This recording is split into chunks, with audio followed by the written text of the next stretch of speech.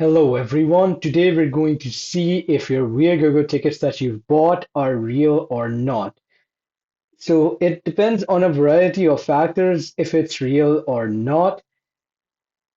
We will check the factors according to what it's not real. So if your ticket says $0 in this matter, these are often free tickets the seller can relist.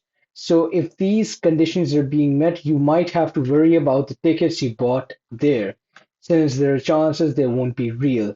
The second case is they are printed with a duplicate.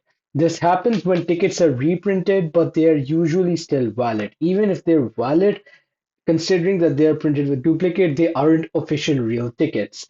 And the third case is if they have a void watermark. This watermark prevents others from copying them. So basically, these are the things that if you see on your tickets, that will mean that they aren't real. So you might have to worry about it in just case, even if in some cases it might still be valid. If these conditions are being shown, that will mean that your ticket isn't real. Thanks for watching and subscribe for more.